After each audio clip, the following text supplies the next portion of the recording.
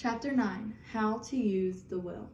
To set about getting rich in a scientific way, you do not try to apply your willpower to anything outside of you. You have no right to do so anyway. It is wrong to apply your will to other men and women in order to get them to do what you wish done. It is as flagrantly wrong to coerce people by mental power as it is to coerce them by physical power. If compelling people by physical force to do things for you reduces them to slavery, compelling them by mental means accomplishes exactly the same thing. The only difference is in methods. If taking things from people by physical force is robbery, then taking things by mental force is robbery also. There is no difference in principle. You have no right to use your willpower upon another person, even for his own good, for you do not know what is for his good. The science of getting rich does not require you to apply power or force to any other person in any way whatsoever. There is not the slightest necessity for doing so. Indeed, any attempt to use your will upon others will only tend to defeat your purpose. You do not need to apply your will to things in order to compel them to come to you. That would simply be trying to coerce God and would be foolish and useless as well as irreverent. You do not have to compel God to give you good things any more than you have to use your willpower to make the sun rise. You do not have to use your willpower to conquer an unfriendly deity or to make stubborn and rebellious forces do your bidding. Substance is friendly to you and is more anxious to give you what you want than you are to get it. To get rich, you need only to use your willpower upon yourself. When you know what to think and do, then you must use your will to compel yourself to think and do the right things. That is the legitimate use of the will in getting what you want, to use it in holding yourself to the right course. Use your will to keep yourself thinking and acting in a certain way. Do not try to project your will or your thoughts or your mind out into space to act on things or people. Keep your mind at home. It can accomplish more there than elsewhere. Use your mind to form a mental image of what you want and to hold that image and to hold that vision with faith and purpose. And use your will to keep your mind working in the right way. The more steady and continuous your faith and purpose, the more rapidly you will get rich, because you will make only positive impressions upon substance, and you will not neutralize or offset them by negative impressions. The picture of your desires, held with purpose and faith, is taken up by the formless and permeates it to great distances throughout the universe, for all I know. As this impression spreads, all things are set moving toward its realization. Every living thing, every inanimate thing, and the things yet uncreated are stirred toward bringing into being that which you want.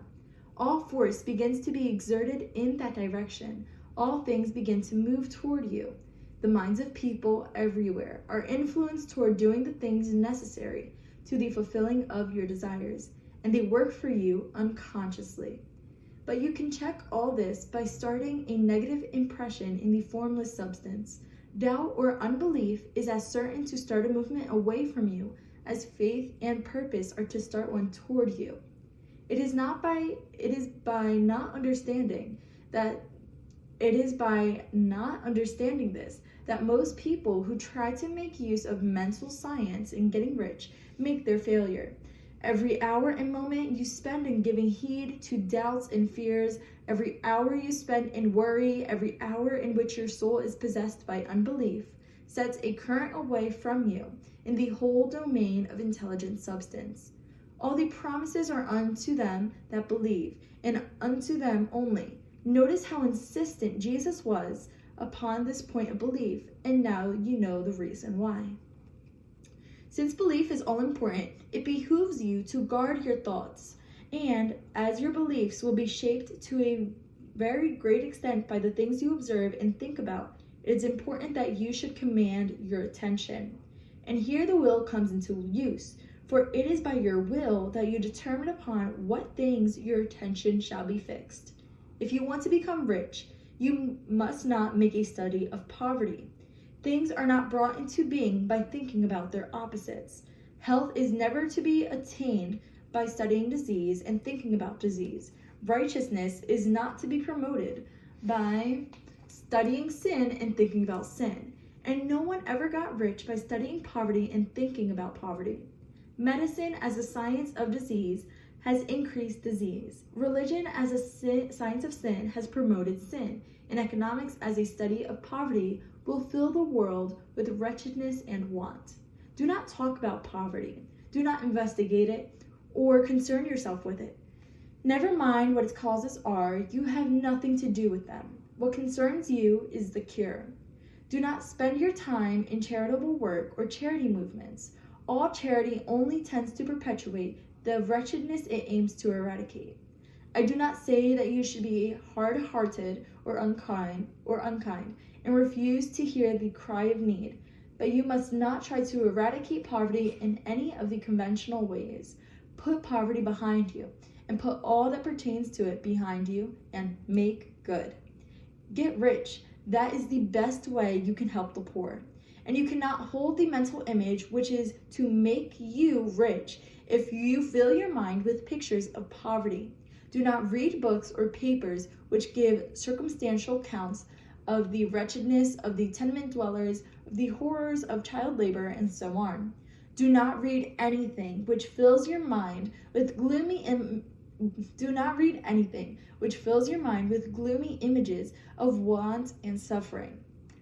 You cannot help the poor in the least by knowing about these things, and the widespread knowledge of them does not tend at all to do with poverty.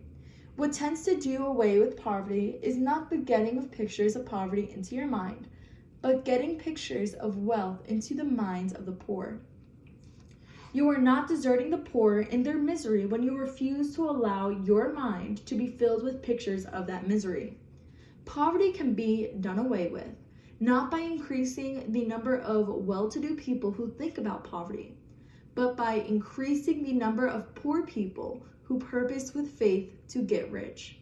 The poor do not need charity, they need inspiration. Charity only sends them a loaf of bread to keep them alive in their wretchedness, or gives them an entertainment to make them forget for an hour or two.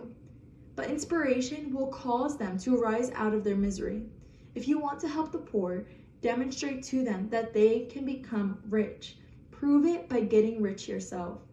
The only way in which poverty will ever be banished from this world is by getting a large and constantly increasing number of people to practice the teachings of this book. People must be taught to become rich by creation, not by competition. Every man who becomes rich by competition throws down behind him the ladder by which he rises and keeps others down. But every man who gets rich by creation opens a way for thousands to follow him and inspires them to do so. You are not showing hardness of heart or an unfeeling disposition when you refuse to pity poverty, see poverty, read about poverty, or think or talk about it, or to listen to those who do talk about it.